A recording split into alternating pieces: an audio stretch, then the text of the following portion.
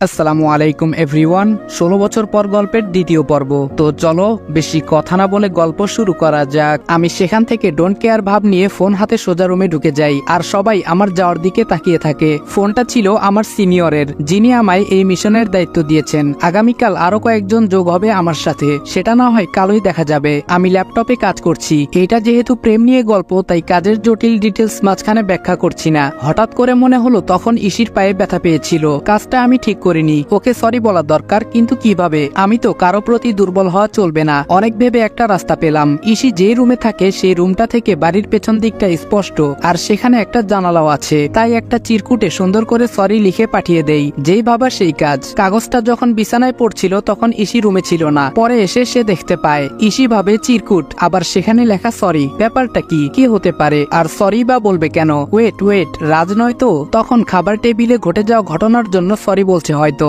ধুর, কি সব ভাবছি। ওই ছেলে আর সরি, প্রশ্নই আসে না। তবে এটা কিসের ইঙ্গিত? ইসির রুমে কাগজটা ছুঁড়ে দিয়ে এসে বিছানায় শুয়ে পড়লাম। অনেকক্ষণ চেষ্টা করেও কাজে মন বসাতে পারছি না। বারবার ভাবছি চাচ্চু আর ছোট মা তো আসেনি, তাহলে ইসি এখানে কি করে? ও তো আমি বাড়ি থেকে বের হওয়ার 1 বছর আগেই আমেরিকা চলে গেছিল। কখন ফিরলো? গত 1 মাসে আমি কাজে এতটাই ডুবেছিলাম, অন্য কাউকে নিয়ে ভাবিনি। তবে এখন ইসি আমায় ভাবাচ্ছে। জানতে হবে ও কি করে। ছোটবেলায় ইসি আর আমার খুব ভাবছিল, সব সময় একসাথে ছিলাম। খালু অফিসের কাজে আমেরিকায় সেটেল হয়ে যায়, আর খালামণিকেও নিয়ে যায়, কিন্তু ইসিকে নিতে পারেনি উনারা। এত ছোট্ট ইসি কান্না করে বাড়ি গরম করে দিয়েছিল। আমায় ছেড়ে, আমাদের ছেড়ে যাবে না, কিন্তু এর 2 বছর পর ঠিকই জোর করে নিয়ে যাওয়া হয়। ইসি চলে যাওয়ায় আমি আরো একা হয়ে পড়ি। এর সাথে যোগ হয় ভাইয়ার অত্যাচার আর বাবা মায়ের অবহেলা। আচ্ছা, ইসি কি দেশে আসার পর একবারও জানতে চেয়েছিল আবিদ কোথায়? ও কি আমাকে খুঁজেছিল?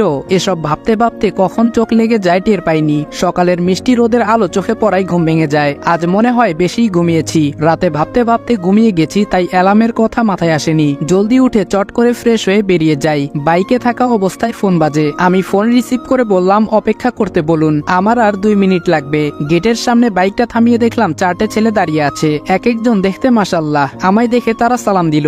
আমি সালামের জবাব নিয়ে বললাম আমার সাথে এখানে কথা বললে সন্দেহ করবে, তোমরা বিল্ডিং এর পেছনে যাও, ইন্টারভিউ দেওয়ার এখনো অনেক সময় বাকি। একজন বলল ওকে স্যার। আমি বাইকটা পার্ক করে পেছন দিকে চলে গেলাম। ওরা আবার স্যালুট জানালো। একজন বলল স্যার আমার নাম রাতুল, অপরজন বলল আমি আয়াস, তৃতীয় জন বলল আমি নীরব, শেষজন বলল আমি অগ্নি। আমি বললাম তোমরা সবাই সেম পোস্টে তো? আয়াস বলল ইয়েস স্যার। আমি বললাম গুড, তবে এখানে আমাকে তোমরা স্যার স্যার করবে না, নাম নিয়ে ডাকবে, কারণ অনেক রিকোয়েস্ট করে গ্রামের ছোটবেলার বন্ধু এসব বলে চাকরি ম্যানেজ করেছি। তাই এমন কিছু করবে না যার দ্বারা কেউ বিন্দুমাত্র সন্দেহ করতে পারে। সবাই একসাথে বলল ইয়েস স্যার। আমি বললাম আমি রাজ, আমাকে রাজ বলেই ডাকবে, এবং অফিসে ফর্মালিটি মেনটেন করার জন্য স্যার বলবে। সবাই বলল ওকে। আমি বললাম যাও সবাই, আমি আসছি। স্যারকে ফোন দিয়ে কনফার্ম করে দিয়ে যেই অফিসের গেটে পা বাড়ালাম, অমনি চোখ পড়ে গেটের বাইরের দিকে। একজন অফিসে ঢুকছে গেট দিয়ে, যাকে দেখে আমি অবাকের চরম সীমায়। গেটের দিকে তাকাতেই দেখলাম ইসি, কিন্তু ও এ অফিসে কি করছে? আমার পিছু নিল নাকি? আমার এসব ভাবনার চেত পড়লো কারোটাকে। অফিসে কিছু নিয়ে একটা শোরগোল লেগেছে। দৌড়ে সেখানে গিয়ে দেখি দুজন স্টাফ নিজেদের মধ্যে কিছু একটা নিয়ে তর্ক করছে, আর সেটা নিয়ে ঝামেলা হলো। যাই হোক, আমার এখন ইসিকে খুঁজতে হবে, জানতে হবে ও এখানে কেন এসেছে। এর মধ্যে ইন্টারভিউ নেওয়া শুরু হয়েছে। যেহেতু ম্যানেজারকে আগে থেকেই ঘুষ দিয়ে ম্যানেজ করা, তাই আমার টিম মেম্বারদের নিয়ে কোনো চিন্তা নেই। আমার মাথায় এখন ইসি। ওত্তেরি, মিস ইশিতা জামান এই কোম্পানিতে জব করতে এসেছে। গালমে কুচ কালা হ্যায়। আমার মিশন এখন দুটো, একটা তো আগে থেকেই জানেন, আর এখন এই ইসির রহস্য উদ্ধার। পিয়ন বলল আপনাকে বস ডেকে পাঠিয়েছেন। আমি বললাম ওকে। বসের রুমে গিয়ে বললাম স্যার আসবো?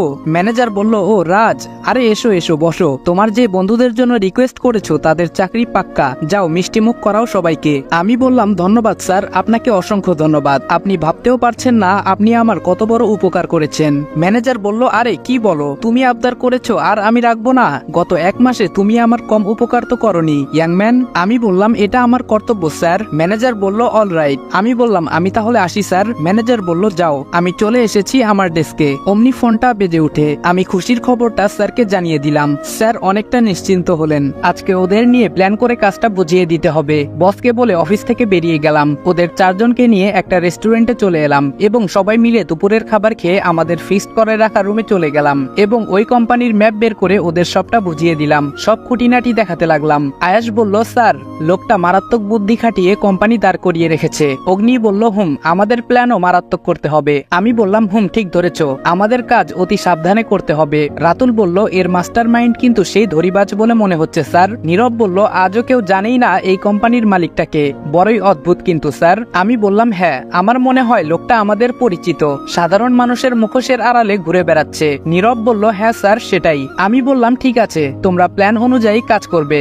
এবং খুব সাবধান। সবাই একসাথে বলল, ওকে স্যার। ওদের বিদায় দিয়ে বাসায় চলে আসলাম। আজকে অনেকটা হালকা লাগছে, তবে ভয়ও হচ্ছে। একা কাজ অনেকটা বেটার, যদিও চাপ বেশি পড়ে। এখন ভাবনা ইসি, ও কেন এত ছোট পোস্টে চাকরি করছে।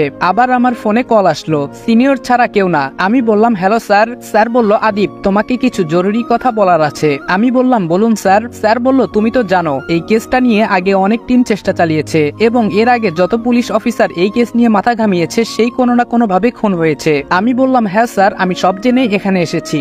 স্যার বলল, তবে আসল কথা হলো তোমরা ওইখানে সাবধানে থেকো, কারণ সিআইডি ডিপার্টমেন্টের একটা স্পেশাল টিমের উপরও দায়িত্ব দেওয়া হয়েছে। তবে আমি চাই কেসটা আমরা কমপ্লিট করব।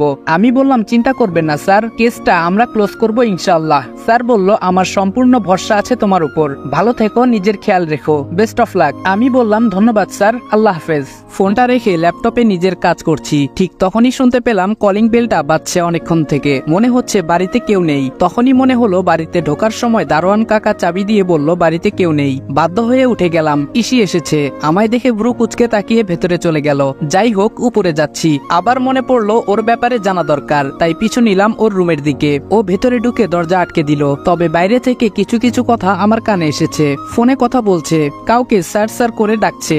Okay sir, yes sir, don't worry sir, এসব। ও মাই গুডনেস, তার মানে ইসি পুলিশ অফিসার, আর এর জন্যই ওই অফিসে চাকরি নেওয়া। তবে সন্দেহের বশে ভেবে নেওয়া উচিত হবে না, ব্যাপারটা আরো খোলাসা করে জানতে হবে আমায়। মনে হলো ও দরজার দিকে আসছে, তাই কেটে পড়লাম। রুমে বসে আছি, একটা হিসেব কিছুতেই মিলাতে পারছি না। আমার ভাবনাটা আদৌ কি ঠিক, যেই পুলিশ অফিসারদের টিম এই কেসের দায়িত্ব নিয়ে এসেছে ইসি কি তাদের একজন, নাকি আমার ভাবনাটা ভুল? কিন্তু ভুল হতে যাবে কেন? ইশিতা জামান আমেরিকা, লন্ডন সহ অনেক দেশেই যার বাবার বিজনেস ছড়িয়ে ছিটিয়ে। তার একমাত্র মেয়ে তো উদ্দেশ্য ছাড়া ওই কোম্পানিতে জব করবে না। আর যদি ও সত্যি একজন পুলিশ অফিসার হয়ে থাকে তাহলে কেন বাড়ির সবাই এটা জানে না? আর ও দেশে আসলো কবে? দূর, কিচ্ছু বুঝতে পারছি না। এখন দুটো দিক একসাথে হ্যান্ডেল করতে হবে। আমার পকেটে থাকা ফোন বেজে উঠলো। ফোনটা রিসিভ করে বললাম, হ্যালো। অপর সাইড থেকে বলল, হ্যালো স্যার, আমি অগ্নি বলছি। আমি বললাম, হ্যাঁ বলো অগ্নি। অগ্নি বলল, স্যার আপনি এই মুহূর্তে কারখানায় আসুন। আমি বললাম, ওকে, আমি এক্ষুনি আসছি, তোমরা ওইখানেই থেকো। ফোনটা কেটে দিয়ে রিভলভারটা গুজে বাইকের চাবিটা নিয়ে বেরিয়ে যাচ্ছি। পেছন থেকে কেউ একজন ডাকছে মনে হলো। ঘুরে দেখি আরু ডেকেছে। আরু বলল, এই যে ভাইয়া, আপনি কি বের হবেন? আমি বললাম, হ্যাঁ। আরু বলল, তাহলে প্লিজ ফেরার সময় এই জিনিসগুলো নিয়ে আসবেন, কেমন? এই বলেই একটা কাগজ ধরিয়ে দিল। আমি কাগজটা পকেটে গুজে বেরিয়ে গেছি। খুলেও দেখিনি তাতে কি লেখা আছে। 10 মিনিটের মধ্যে কারখানার সামনে চলে এসেছি, তবে বাইকটা দূরে দাঁড় করানো। আমাকে দেখে রাতুল হাতের ইশারায় বোঝালো ওরা ওইখানে আছে। আমি খুব সাবধানে ওদের কাছে গেলাম। গিয়ে দেখি রাতুল আর অগ্নি দাঁড়িয়ে আছে। আমি বললাম, তোমরা দুজন এখানে কেন এসেছো, আর বাকিরা কোথায়? রাতুল বলল, স্যার আমরা এসেছিলাম জায়গাটায় একটু চোখ বোলাতে। এসে দেখি ওইখানটায় দুজন লোক দাঁড়িয়ে কি যেন বলা বলি করছে, কিন্তু হঠাৎ করে লোক দুটো ভ্যানিশ হয়ে যায়। তারপর থেকে আমরা অনেকক্ষণ থেকে আড়ালে আড়ালে পুরো জায়গাটা তল্লাশি করে দেখলাম, কেউ নেই। অগ্নি বলল, হ্যাঁ স্যার, লোকগুলো গেটের সামনে দিয়ে আসেনি, আর আমরা তল্লাশি করে দেখলাম এখানে কোনো গোপন রাস্তা পাইনি। আমি বললাম, আছে আছে, একটা রাস্তা তো আছেই, যেটা আমাদের খালি চোখে ধরা পড়ছে না। এক কাজ করো, জায়গাটা ভালো করে আরেকবার ঘুরে দেখো। ওরা তাই করলো, কিন্তু তেমন সন্দেহজনক কিছুই নেই। তাই ওদের বিদায় দিয়ে আমি বাড়ি ফিরবো। তখনই মনে হলো আরুর দেওয়া কাগজটার কথা। পকেট থেকে কাগজটা হাতে নিয়ে দেখি কিছু চকলেট আর আইসক্রিমের নাম লেখা, যেগুলো আরুর খুব পছন্দের। কাগজটা দেখে মুচকি একটা হাসি দিয়ে দোকান থেকে সবকিছু নিয়ে নিলাম। বাসার দিকে যাব, তখনই দেখি বাড়ির গেট দিয়ে কেউ একজন বেরোচ্ছে। কি ব্যাপার, এখন বাড়ি থেকে কে বাইরে যাচ্ছে? আর বাড়ির গাড়িও তো নিল না, দেখতে হচ্ছে ব্যাপারটা। তাই আইসক্রিম আর চকলেট গুলো বাড়ির কাজের লোককে দিয়ে বললাম আরুর কাছে পৌঁছে দেওয়ার জন্য। চেয়ে দেখি রহিম কাকা অবাক চোখে আমার দিকে তাকিয়ে আছে। বুঝতে পারছি না আমি কি এলিয়েন? যাক, এত ভেবে কাজ নেই, ওইদিকে পাখি ফুরুত হয়ে যাবে। আমি মেয়েটার পিছু নিয়ে ওকে অনুসরণ করে চলছি। আমার বুঝতে আর বাকি নেই যে ওইটা ইসি, তবে যাচ্ছে কোথায়? কিছু দূর গিয়ে ও একটা কালো গাড়িতে উঠে গেল, আর আমি ওইখানে দাঁড়িয়ে আছি। কিছুক্ষণ পর মনে হলো ও আমার মতোই ডিউটিতে আছে, তার মানে ও এখন ওই অফিসে যেতে পারে। বলেই দৌড়াতে শুরু করলাম। আমি গিয়ে দেখি অফিসের সামনে থেকে একটা গাড়ি চলে গেল। তার মানে আমার সন্দেহ ঠিক, তাই লুকিয়ে লুকিয়ে আমিও ঢুকে গেলাম। কিন্তু ইসিকে কোথাও পেলাম না। কোথায় গেল মেয়েটা? অনেক খুঁজেও কোথাও না পেয়ে বেরিয়ে এসেছি। অবাক কাণ্ড, আমি বাড়িতে ঢুকে দেখি ইসি বসে আছে সবার সাথে। কখন এলো ও বাড়িতে আর কিভাবে? আমাকে ঢুকতে দেখে মিস্টার আফজাল আল ইমরান মানে বাবা ডাক দিল। আমি বললাম জি বলুন। বাবা বলল তোমায় কিছু কথা বলার ছিল। আমি বললাম হ্যাঁ বলুন। বাসার সবাই এখানে উপস্থিত, এর মধ্যে বাবা আমাকে কি বলতে চায় বুঝতে পারছি না। কোনো কিছু আবার টের পেয়ে গেল না তো? বাবা বলল শোনো রাজ, তুমি আমাদের এই বাড়িতে থাকো, কিন্তু তুমি কি করো কিছুই আমরা জানি না। তুমি বলো না তাই আমরা জানতেও চাই না। তবে আমরা মনে করি তুমি খারাপ কিছু করো না, সেই ভরসা আছে, কারণ মিজান কোনো ভুল মানুষের জন্য আবদার করবে না। আমি বললাম ভরসা রাখতে পারেন। বাবা বলল তবে আসল কথাটাই বলা হয়নি তো এখনো। আমি বললাম জি বলুন। বাবা বলল আর 15 দিন বাদে আমার একমাত্র মেয়ে আরিশফার বিয়ে। আমি চাই এই বিয়েতে তুমি আমাদের সাথে থাকো, হাতে হাতে একটু কাজে সহায়তা করবে। আমি বললাম আমি এখানে একটা কাজে এসেছি, আমার কাছে সব থেকে বেশি গুরুত্বপূর্ণ আমার কাজ। আশা করি বুঝতে পেরেছেন। কথাটা বলেই নিজের রুমের দিকে চলে আসছি। সবাই কিছুটা অবাক হয়ে আমার দিকে তাকিয়ে আছে। হয়তো আমার এমন ব্যবহারটা তারা আশা করেনি। নিজের রুমে বসে আছি, মাথাতে কিছুতেই আসছে না ইসির ব্যাপারটা, ভাবতে পারছি না কিছুই। উঠে ফ্রেশ হতে চলে গেলাম। আজ আর বাইরে যেতে ইচ্ছে করছে না, তাই না খেয়ে শুয়ে পড়ি। খুব ইচ্ছে হচ্ছে সবার সাথে গিয়ে ডিনার করতে, কিন্তু না, এটা সম্ভব না। তবে এখন দেখি বাড়িটা কেমন বদলে গেছে। আগে বাবা মা দুজনে এত ব্যস্ত ছিল যে তাদের যে সন্তান আছে, সংসার আছে, সেদিকে বিন্দুমাত্র আগ্রহ ছিল না। তবে এখন অনেকটাই পরিবর্তন এসেছে সবার মাঝে। তবে এত কিছুর মাঝেও একটা চাপা কষ্ট বারবার অনুভূত হয় যে তারা তাদের ছোট ছেলেকে ভুলেই গেছে। এসব ভাবতে ভাবতে কখন যে চোখ লেগে যায় টের পাইনি। হঠাৎ করে ঘুম ভেঙে যায়। ঘড়িতে তাকিয়ে দেখি 3:30 বাজে। তাই উঠে চলে গেলাম ওয়াশরুমে। সেখান থেকে ওযু করে এসে তাহাজ্জুদের সালাত আদায় করে উঠে বসলাম। এখনো ফজরের আজান দেয়নি, তবে যে কোনো সময় দিতে পারে, তাই অপেক্ষা করলাম। ফজরের নামাজ পড়ে একেবারে ওঠাটাই বেস্ট। নামাজ শেষে নিজের ল্যাপটপটা নিয়ে কাজ করছি। তবে খিদে পেয়েছে প্রচুর। এত সকালে তো কোথাও কোনো দোকানপাট খোলা থাকবে বলে মনে হয় না। তবুও গিয়ে দেখি পাওয়া যায় কিনা। আর যাই হোক, এত খিদে নিয়ে কোনো কাজে মনোযোগ দিতে পারছি না। কিন্তু বের হয়ে ভালোই করেছি, না হলে দেখতে পেতাম না একটা পরীকে।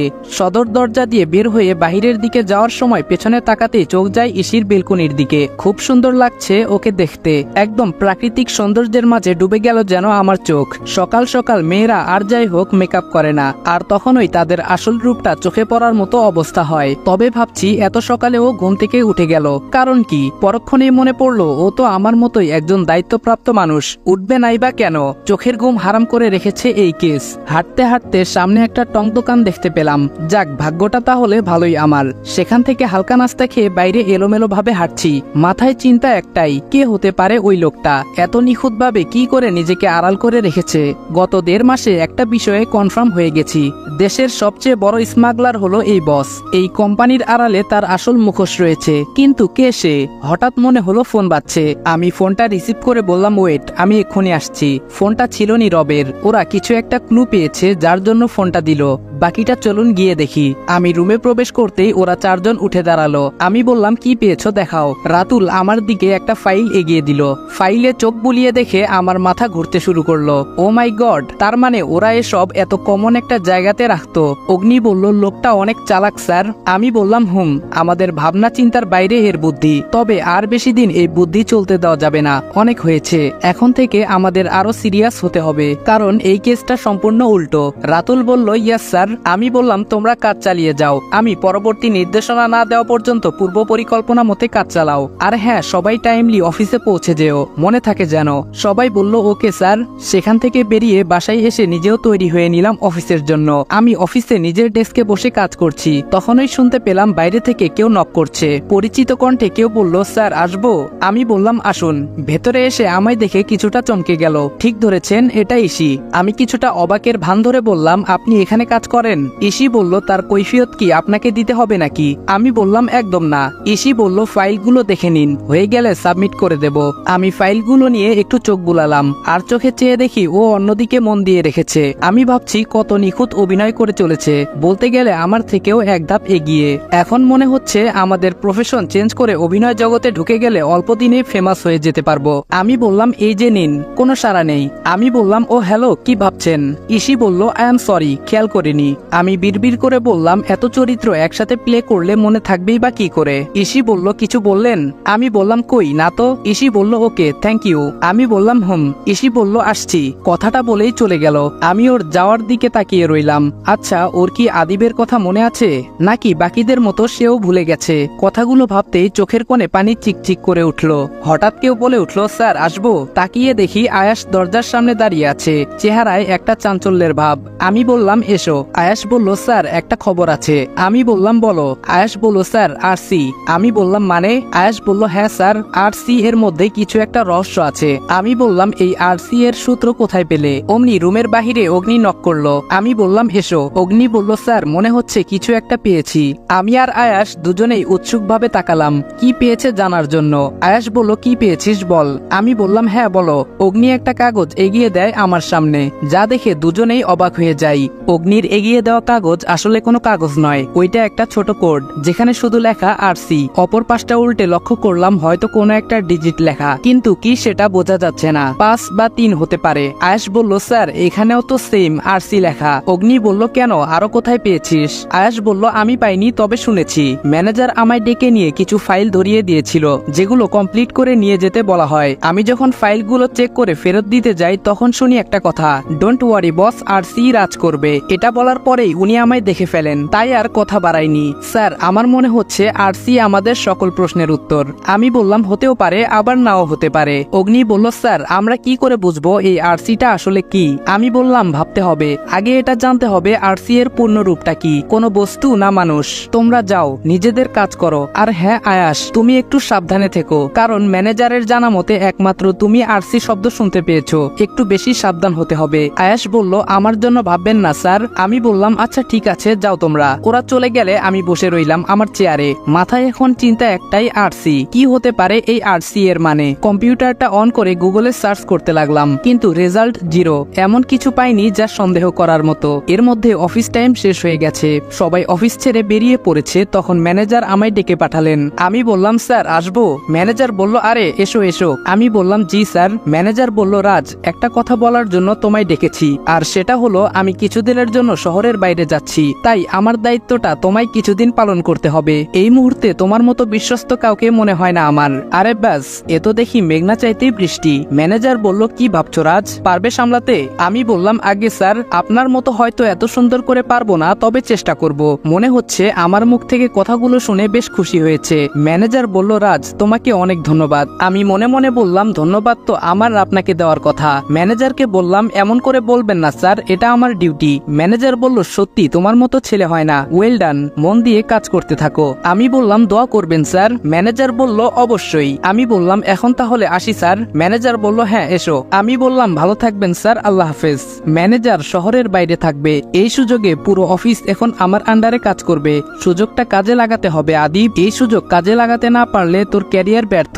অফিস থেকে সোজা বাসায় ফিরে ফ্রেশ হয়ে নিলাম, তারপর ফোন দিলাম রাতুলের কাছে। রাতুল বলল, হ্যালো স্যার। আমি বললাম হ্যাঁ, বাকিরা কোথায়? রাতুল বলল, রুমে আছে সবাই। আমি বললাম ওকে, তাহলে তোমরা সবাই সন্ধ্যা 7:30-এ হোটেলে পৌঁছে যাবে, জরুরি কথা আছে। রাতুল বলল, ওকে স্যার। আমি বললাম রাখছি। ফোনটা কেটে চেয়ারে বসতে যাব, হঠাৎ মনে হলো কেউ বাইরে থেকে আমার কথা শোনার চেষ্টা চালিয়েছে। উঠে গিয়ে দরজা খুলে দেখলাম কেউ নেই, হতে পারে মনের ভুল। যাই হোক, কাজে মন দেই। ল্যাপটপ নিয়ে বসে বসে আরসি দিয়ে হতে পারে এমন অনেক নাম একত্রে করেছি, হাজার হাজার নাম। এখন এইগুলো পরীক্ষা করে দেখতে হবে, কিন্তু তা একার পক্ষে সম্ভব না। তাই ইমেল করে সব অফিসে পাঠিয়ে দেই এবং বলি কালকের মধ্যে ফুল ডিটেলস চাই। সন্ধ্যা 7টা প্রায় বেজে গেছে, এখন আমায় বের হতে হবে। বাইকের চাবি নিয়ে বের হয়ে পড়লাম। কেন জানি মনে হচ্ছে কেউ আমায় ফলো করছে, তাই রাস্তা বদলে ফেললাম। অগ্নিদের ফোন দিয়ে জানিয়ে দিলাম ওরা যেন পৌঁছে অপেক্ষা করে, আমার লেট হতে পারে। বাইকটা নিয়ে এলোপাথারি কিছুক্ষণ ঘুরলাম। যে আমার পিছু নিয়েছিল সে বুঝে গেছে যে আমার পিছু ঘুরে লাভ নেই, তাই ছেড়ে দিয়েছে।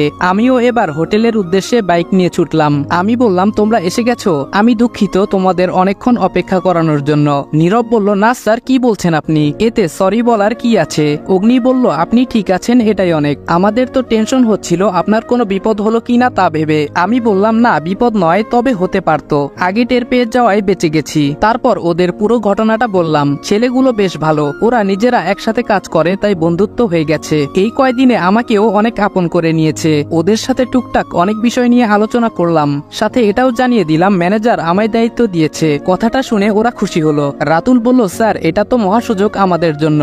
আমি বললাম, হ্যাঁ তবে সাবধান, এটা কোনো টোপও হতে পারে আমাদের পরখ করার জন্য, তাই এত তাড়াহুড়ো করা যাবে না। সবাই বলল ওকে স্যার। ডিনার সবাই একসাথেই করলাম, তারপর ওদের বললাম বাসায় চলে যাওয়ার জন্য। ওরা 4 জন একটা ফ্ল্যাট ভাড়া নিয়ে উঠেছে, সেখানেই থাকে সবাই। বাসায় ঢুকছি তখন একই সাথে ইসিও বাইরে থেকে ভেতরে ঢুকছে। আমায় দেখে আর চোখে তাকালো, যা আমার চোখ এড়ায়নি। জানেমান লাভ নেই, আমার পিছু নেওয়া এত সহজ না। কথাটা মনে মনে বলেই নিজের অজান্তে একটা ডেভিল হাসি দিয়ে ভেতরে চলে এসেছি। আমি আমার রুমে এসে শুয়ে পড়েছি। শরীরটা খুব ক্লান্ত লাগছে আমার। কখন ঘুমে তলিয়ে গেছি খেয়াল নেই। ঘুম ভেঙে যায় মাঝরাতে। তখন উঠে ফ্রেশ হয়ে এসে কিছু হালকা শুকনো খাবার এনে রেখেছি, তা খেয়ে নিলাম। ল্যাপটপটা অন করেই দেখি অফিস থেকে সকল তথ্য মেইল করে দিয়েছে। আমি সেগুলো খুঁটিয়ে খুঁটিয়ে দেখতে লাগলাম। অনেক নাম আছে এখানে, বড় বড় বিজনেসম্যান, চাকরিজীবী, প্রশাসনের লোক, মন্ত্রী, ম্যাজিস্ট্রেট। আমার সন্দেহের তীর মন্ত্রী, ম্যাজিস্ট্রেট আর বিজনেসম্যানদের দিকেই বারবার ইশারা করছে, কারণ পলিটিক্স কাকে বলে একমাত্র এরাই জানে। ধূর্ত আর কুটবুদ্ধি সম্পন্ন না হলে কোনোটাই করা হয়ে ওঠে না। নাম আর ডিটেলস দেখতে দেখতে হঠাৎ একটা নামের উপর আমার চোখ আটকে যায়।